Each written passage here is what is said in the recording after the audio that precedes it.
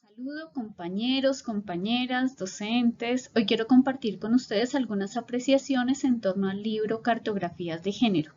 Este es un documento editado por Claxo en el año 2023, dirigido por Camilo Renata. Es un texto que se enmarca en el contexto de una lectura crítica de las categorías de género, acogiendo apuestas contemporáneas dentro de los postmodernismos que dan cuenta de nuevos posicionamientos epistemológicos y políticos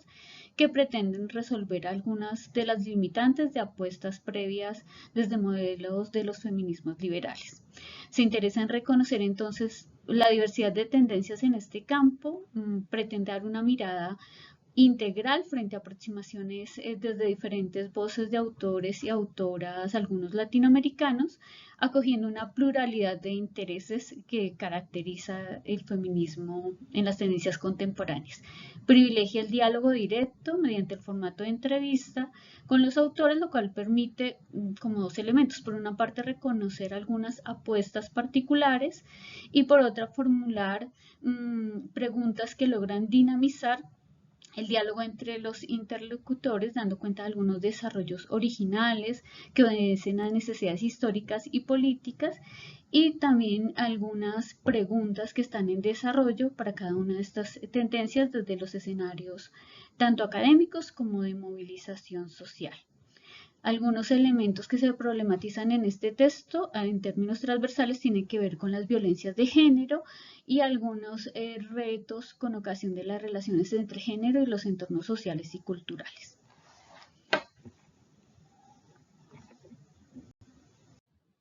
En línea con lo anterior, hay una agenda que les propongo que iré desarrollando gradualmente. En la primera parte, una introducción, un contexto global y unas tendencias con ocasión de los feminismos. En un siguiente momento,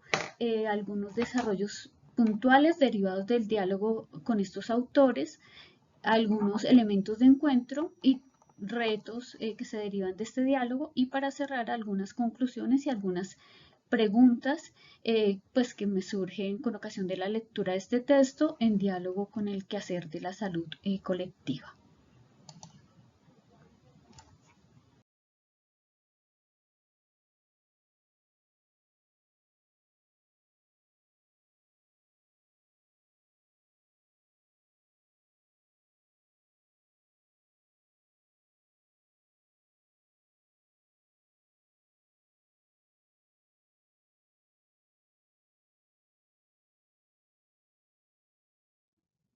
A modo de introducción, contarles que este documento recoge apuestas teórico-metodológicas que surgen de diversos escenarios,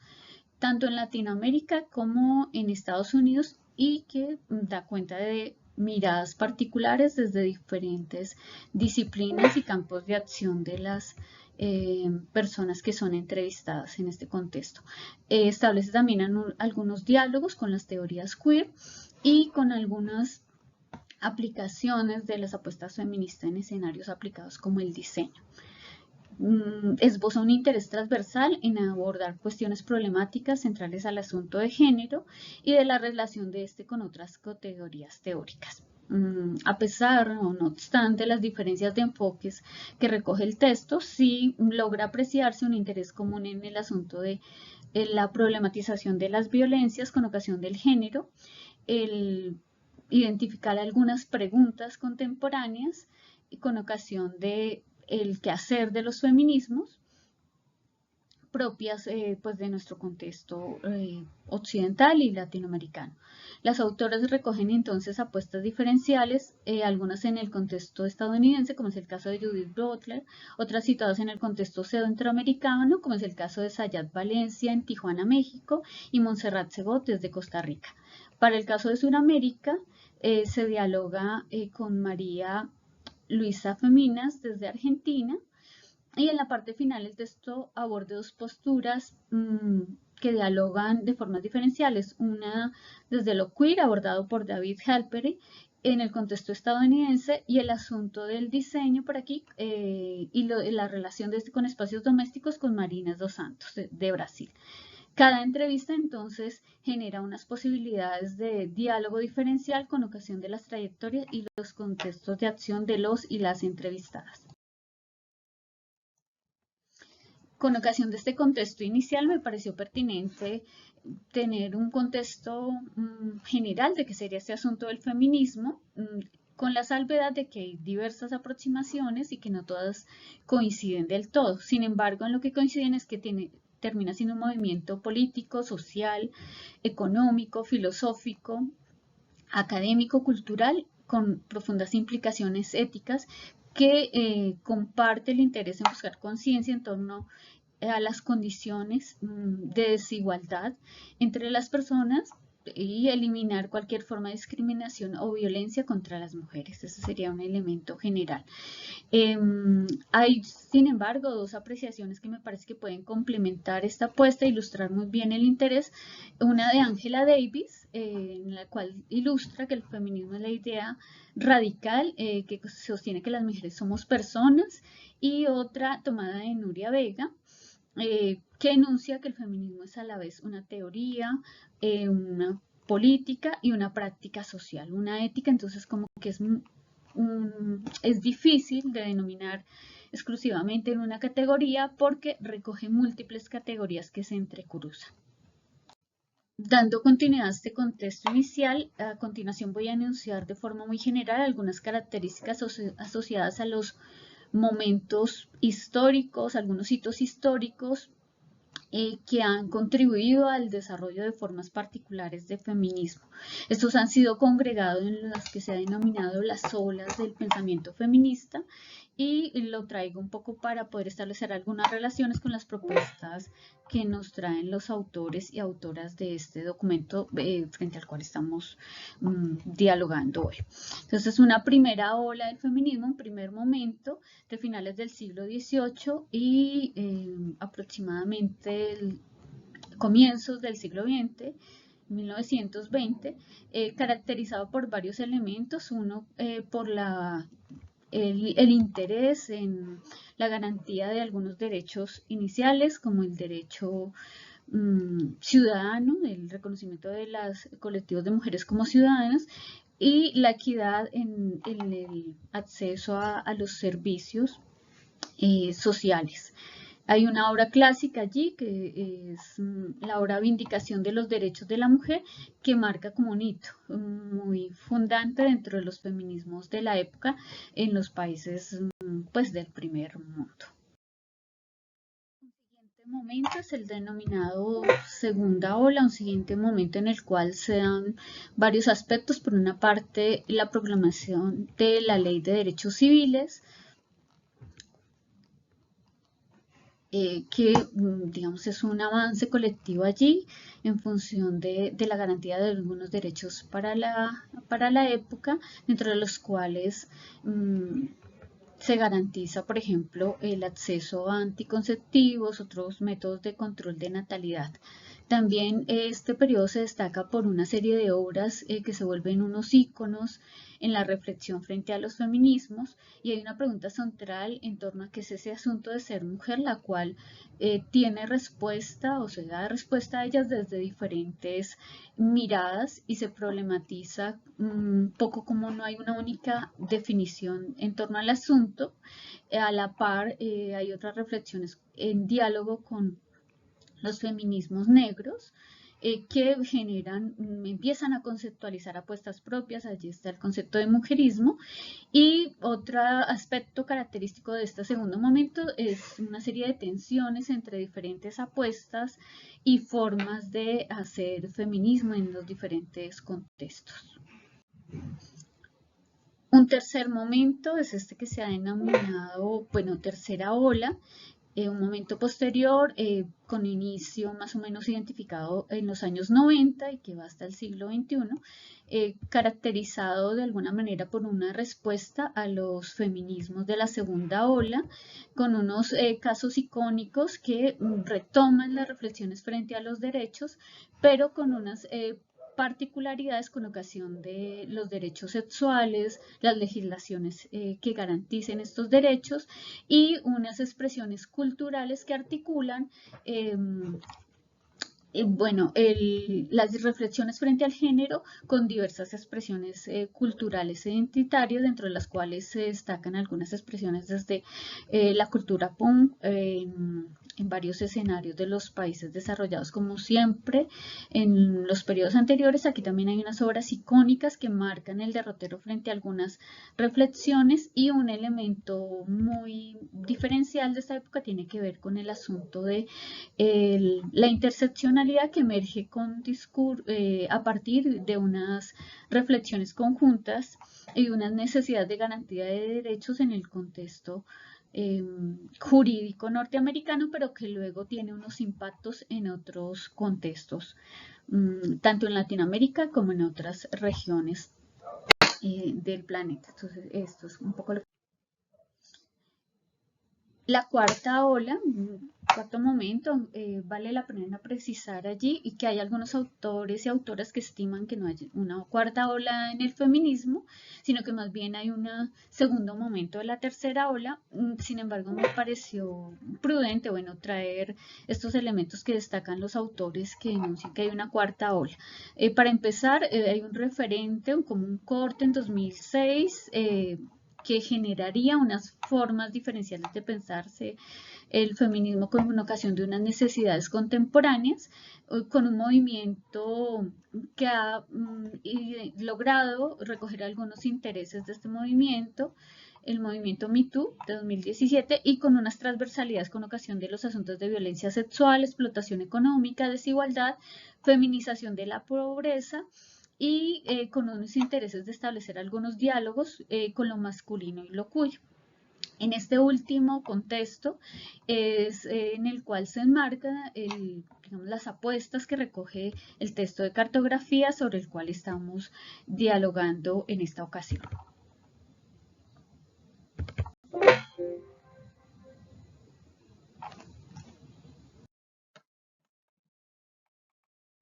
En línea con este contexto inicial, comparto brevemente aquí algunas de las representantes de los feminismos latinoamericanos, algunas tendencias que han caracterizado esta forma de feminismo, dando cuenta un poco de que ha sido rica en función tanto de los desarrollos originales, pero también de algunos desarrollos que se ponen en diálogo con tendencias desde el contexto norteamericano, desde el contexto europeo. Como podemos notar en esta línea de tiempos, entonces también en Latinoamérica tenemos diversas aproximaciones que dialogan y problematizan este asunto del género con ocasión pues, de nuestro contexto particular. No me voy a detener más en esta línea de tiempo, solo invitarles pues tal vez a profundizar en ello en un siguiente momento. Con este contexto inicial, entonces, vamos ahora sí a profundizar en este asunto de estas tendencias que presenta esta cartografía a modo de contexto, con los elementos previos enunciados. El libro entonces recoge específicamente estas apuestas que estamos viendo aquí en la diapositiva. Son desarrolladas en diferentes momentos históricos y desde apuestas disímiles con ocasión del género. Entonces tenemos algunas representantes desde la teoría queer, otras más ubicadas en las tendencias del feminismo latinoamericano, el feminismo radical, el feminismo decolonial y feminismo latinoamericano en diálogo con movimientos sociales. Por aquí estaríamos entonces como con estos autores, desde estos digamos, escenarios dialogaremos. Inicialmente el texto dialoga con Judith Butler. Un primer elemento que se recoge con este autor está en el asunto del método y la metodología. Al respecto, para indagar asuntos de género. Respecto a este asunto, la autora señala su interés en el asunto de la lectura de realidades como metodología pertinente y el reconocimiento de la escritura corporizada como un recurso que puede ser de interés para los feminismos. Esto lo recoge desde sus tendencias iniciales, pero da cuenta de que podrían ser aún pues, objeto de interés a nivel metodológico en estos feminismos contemporáneos. Frente al asunto de lo metodológico, enuncia, sin embargo, que resulta pertinente establecer unos desarrollos situados con ocasión de las necesidades y de los contextos. También hace una precisión con ocasión de que esta metodología es parte como de un primer momento, más de sus obras con ocasión de los 90, y que en este momento tiene unos nuevos intereses que ponen en diálogo con estas metodologías que tienen que ver con el asunto de las necesidades de la periferia, el asunto del ejercicio del poder en los contextos de periferia, entendidos como contextos en los cuales hay unas condiciones de desventaja social y económica, el asunto de, a nivel contextual, cómo se da la relación entre el individuo y los colectivos, y cómo en estas relaciones se construyen realidades en un proceso de lectura y relectura de Althusser y Hegel, y a partir de estos elementos destaca un poco la pertinencia aún de este asunto de la performatividad del género como un recurso que permite comprender cómo el género como categoría es entendido como un proceso de construcción y co-construcción social que no solo implica al individuo, sino que remite también al colectivo y al desarrollo de unas redes que pueden ser también de solidaridad que potencializan esas construcciones con ocasión del género. Finalmente, hay un elemento que destaca la autora con ocasión de algunos temas de interés contemporáneo, en el cual articula sus intereses frente al género, pero también el asunto del poder y la periferia, con ocasión de cómo se da la elaboración de los procesos de duelo en los escenarios colectivos, justamente en contextos en los cuales hay unas asimetrías en el poder, hay eventos como las pérdidas de vida de forma violenta que resultan retadores en el escenario latinoamericano. Eso es como parte del interés contemporáneo de la autora con ocasión pues, de estas reflexiones frente a las asimetrías. Por su parte, María Elisa Féminas señala que la teoría feminista estaría enmarcada en lo que ella enuncia como un feminismo filosófico que es diverso, que permite dar respuesta a cuestionamientos situados históricamente y muy particulares en el contexto latinoamericano, y que a pesar como de estas diferencias habría como unos elementos que pueden ser transversales a este asunto, a estos abordajes, que tienen que ver con la visibilización de colectivos y grupos humanos que históricamente han sido invisibilizados con ocasión de su posición social, económica, pero también su condición de género. En este sentido, la autora enuncia pues como un reto relevante ese asunto de la visibilización de los colectivos y justamente con ocasión de las reflexiones en torno a las relaciones sexo, género, etnia y diversidades. Hace un llamado justamente para el contexto latinoamericano con ocasión de la necesidad de visibilizar justamente estas diferencias. En el caso del feminismo filosófico latinoamericano también destaca que este ha desarrollado unas contribuciones originales situadas en los contextos y que considera ella que algunas de estas han sido como subsumidas por apuestas de autoras del primer mundo, entonces ahí se evidencia como una tensión entre la producción latinoamericana y estos desarrollos originales desde Latinoamérica que ameritarían ser conocidos y contextualizados. En este sentido, destaca la autora pues, que hay dos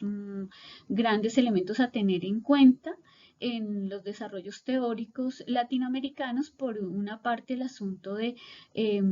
un etos crítico frente al quehacer y por otra parte de unas acciones situadas que permitirían dar unas respuestas originales frente a las necesidades particulares del contexto. Por su parte, Montserrat Secot desde Centroamérica hace una reflexión muy focalizada en el impacto del modelo neoliberal en varias de las dinámicas sociales y culturales vividas en Centroamérica, particularmente con ocasión de los periodos de posguerra. A partir de eso, hace unos cuestionamientos frente a las implicaciones del modelo, tanto en la vida cotidiana como en la posibilidad de establecimiento de relaciones al interior de las familias y de la garantía de los derechos tanto de las mujeres como de los cuerpos feminizados. introduce el asunto de necrópolis como un concepto que permitiría dar cuenta de esos procesos en los cuales se dan unas dinámicas frente a la muerte asociadas como unos modelos económicos que tienen un impacto significativo en las condiciones de desigualdad social y unas prácticas que eventualmente pueden ser validadas por el colectivo social.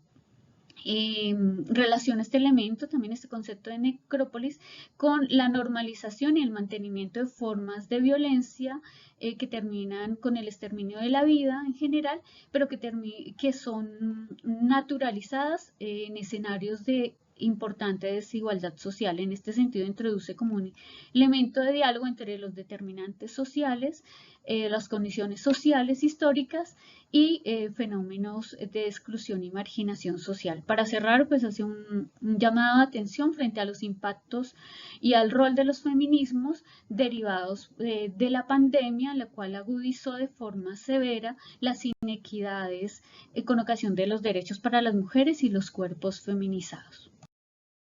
Desde otro contexto, el contexto centroamericano, específicamente desde Tijuana, Sayat Valencia destaca varios elementos con ocasión de las dinámicas de violencia situadas en contextos particulares y cómo éstas generan formas y afectaciones diferenciales tanto para hombres como mujeres. Presenta entonces una reflexión que parte de la consideración del asunto de la interseccionalidad como un recurso teórico necesario para conocer y comprender posibilidades de producción de conocimiento, así como las potencialidades de estas a nivel metodológico. A partir de su experiencia como habitante de Tijuana, un contexto en el cual hay bastantes tensiones de tipo político, económico, atravesadas por dinámicas del narcotráfico, hace una reflexión en torno a cómo en estos escenarios se dan formas particulares de relación con los cuerpos y dinámicas de ejercicios de poder diferencial frente a hombres y mujeres. Otro aspecto que caracteriza la propuesta, el diálogo con esta autora, tiene que ver con su reconocimiento desde su vivencia, pero también desde otros escenarios en los que ha participado, de que a pesar de que se den condiciones adversas, habría que retomar los recursos de la comunidad y la memoria histórica como un valor simbólico que podría ser recurso metodológico para el desarrollo de intervenciones y acompañamientos. Desde una apuesta que, si bien no es ingenua, es más bien crítica, señala que las comunidades podrían tener estos recursos de forma colectiva frente a fenómenos como los neofascismos que se están dando en varios escenarios latinoamericanos. En este sentido, pues le interesa cómo vincular tanto las dinámicas sociales con los recursos que históricamente han conducido a el desarrollo de nuevas posibilidades de transformación y la incidencia en las prácticas hegemónicas, ya sean estas de tipo biopolítico, socioeconómico o sociocultural. Del diálogo con David Halperin, digamos, toma algunos elementos que dan cuenta de algunas tensiones que articulan los estudios queer en el contexto contemporáneo con varios de los movimientos feministas. El autor entonces destaca varios elementos. Por una parte, cómo este concepto, lo queer, ha permeado varios escenarios académicos con las ventajas y desventajas que podría tener esto para el movimiento queer en sí mismo y para las posibilidades de reconocimiento del concepto. Hace unos diálogos de lo queer con otros escenarios y apuestas teóricas como el psicoanálisis, la psicología, que en ese momento, tal vez por el objeto del diálogo, no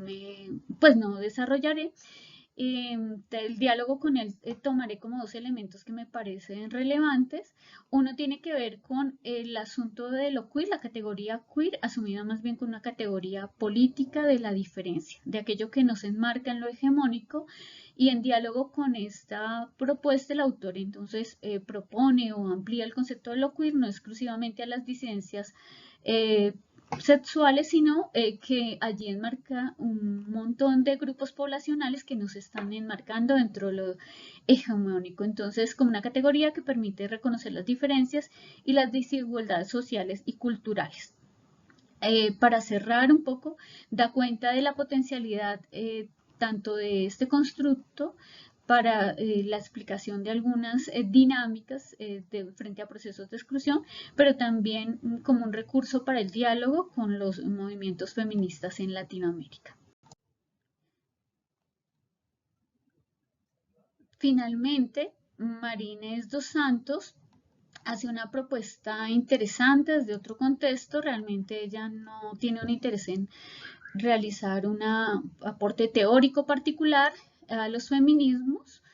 sino que más bien su interés es establecer algunas relaciones con otros escenarios teóricos y metodológicos. En este caso, da cuenta de una investigación en la cual ella se aproxima al asunto de los espacios domésticos y el género,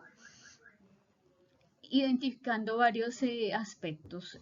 Por una parte, que los espacios domésticos sí están influenciados por los espacios físicos de alguna manera, y cómo los diseñadores de estos espacios de alguna manera cumplen unos roles con el mantenimiento de algunas dinámicas que terminarían siendo de exclusión o de segregación con ocasión del género. En ese sentido, particularmente desde el diseño, ella ubica que puede haber ahí un escenario de posibilidad para el desarrollo de acciones y de prácticas aplicadas que contribuyan a visibilizar estas dinámicas que se dan en los escenarios y en los espacios domésticos. En este asunto, la autora pues argumenta que sí encuentra ella una relación entre el diseño y algunas diferencias de género, dando cuenta de que, pues que se produce una serie de jerarquías y que se dan unos elementos de juego social en los espacios domésticos, y que de alguna manera el diseño contribuye en estas prácticas. Pasando a otro punto, algunos puntos de encuentro de estas tendencias, algunas comunalidades que se podrían enunciar. Por una parte está el interés transversal en dar cuenta de las diferentes expresiones de violencias e implicaciones de las violencias con ocasión del género. Otro elemento tiene que ver con las críticas a las apuestas esencialistas del género, por considerar que estas no logran dar cuenta de las necesidades en el contexto latinoamericano, bueno, y en otros contextos también. Un interés por dar respuestas situadas a las necesidades con ocasión de los contextos históricos, y el reconocimiento de que hay unos desafíos para los feminismos contemporáneos y para las autoras latinoamericanas, pues con un énfasis en nuestro contexto. Para el caso de algunas de las autoras latinoamericanas, señalan también que hay unas potencialidades a nivel metodológico que ameritan ser consideradas. Dentro de esto se encuentra la relectura y reinterpretación de apuestas teóricas foráneas, ubicando de allí qué elementos podrían ser de interés para el contexto, cómo pueden ser interpretados o reinterpretados, la consideración constante de las tensiones entre el etos colectivo y la moral emergente crítica, y estas nuevas normalidades que terminan naturalizando para varios contextos latinoamericanos formas de violencias, algunas ya clásicas y otras emergentes, que terminan vulnerando tanto a las mujeres como a los cuerpos feminizados. Y el reconocimiento de que para dar cuenta de procesos de cambio social siempre habrá una tensión entre los intereses y las discusiones contemporáneas y un ethos que denominan anacrónico, en el sentido de que desea mantener, que hay unas tendencias a mantener lo preestablecido socialmente, volver a las apuestas que garantizan exclusivamente unos derechos sobre otros. Con ocasión de los desplazamientos epistémicos y las transformaciones pendientes, en este apartado voy a tratar de ilustrar algunos de estos elementos enunciados desde las voces de las autoras latinoamericanas que participan en el texto. Algún elemento común a estos desplazamientos tiene que ver con el establecer diálogo, ¿cierto?, con otros movimientos sociales que están interesados a nivel contemporáneo en la garantía de derechos. Dentro de los desplazamientos epistémicos y las transformaciones pendientes hay un grupo de intereses que destacan entonces la necesidad de articulación de ciertas tendencias universales con los saberes situados en Latinoamérica. ¿Qué alcance tendrían estas teorías desde otros escenarios de los feminismos. Un siguiente elemento tiene que ver con la continuidad en los procesos de reflexión crítica, que ha sido un histórico de los movimientos feministas, el mantenimiento de los colectivos como un escenario de posibilidad constante para la transformación social y la reflexión crítica en diálogo con la academia, y dar un relevo generacional, o más bien aprovechar los procesos de formación del liderazgo juvenil crítico con ocasión de los feminismos. Otros elementos de interés allí tienen que ver con el impacto en las condiciones de desigualdad sociocultural del modelo económico, la incidencia de la necropolítica del género en Latinoamérica, y una posible opción al respecto es el desarrollo de alianzas con diversos movimientos sociales interesados en el asunto de la liberación, como respuesta también a mecanismos ideológicos que han permeado diversas prácticas sociales contemporáneas que terminan restringiendo las libertades y los desarrollos previos. Dentro de las transformaciones pendientes se encuentra también el asunto de producción de conocimiento situado, el fortalecimiento de acciones e intervenciones interseccionales, el desarrollo de opciones que permitan recoger la memoria histórica de las comunidades, de los procesos de lo que denominan las autoras insurrección, de los movimientos sociales como un recurso para dar respuesta a necesidades contemporáneas, y el reconocimiento de la necesidad de equidad en los pueblos históricamente relegados. Para terminar, algunas conclusiones generales derivadas de la lectura de este texto. Por una parte, destacar el dinamismo de los movimientos y de la producción frente a los feminismos en Latinoamérica, el reconocimiento de unos retos históricos con ocasión de la inequidad, la exclusión, el predominio de un modelo económico en Latinoamérica que hace que se den tensiones y retrocesos con ocasión de los desarrollos, tanto en derechos como en política pública, el asunto de la necropolítica y el retroceso de derechos sociales como una práctica naturalizada en muchos de los contextos latinoamericanos, y la necesidad del diálogo y gestión de redes y alianzas como una posibilidad de respuesta frente a este escenario. A modo de conclusión, me pareció pertinente traer algunas expresiones de las autoras, recogiendo sus voces que ilustran muy bien los retos, tensiones y contradicciones presentes en los feminismos latinoamericanos. El tiempo de la justicia y la igualdad de género se mueve a un ritmo más lento que los otros procesos de cambio social. Además, los avances en materia de justicia de género siempre están plagados de contradicción y de amenazas de retroceso. Esta es una de las expresiones que me parece ilustra de mejor manera lo que ocurre, a lo que está abocado el feminismo en el contexto latinoamericano en este momento, y que puede ser cercano a las realidades de otros contextos. A modo de conclusión, también quise traer algunos elementos que considero podrían ser de interés, o al menos para la reflexión en el escenario de la salud colectiva, derivado de las propuestas de las autoras. Un primer tema tiene que ver con el asunto del duelo colectivo. Un segundo elemento tiene que ver con los procesos de construcción y reconstrucción del tejido social y cómo desde la salud pública participamos en este asunto. El llamado de atención que hace una de las autoras, Ayat Valencia, con ocasión de la generación de teoría original desde los contextos latinoamericanos, me parece que podría ser un elemento para nuestra reflexión. Y por otra parte, el desarrollo de estrategias situadas que den respuesta a las necesidades de nuestros contextos. En línea con esto, la pregunta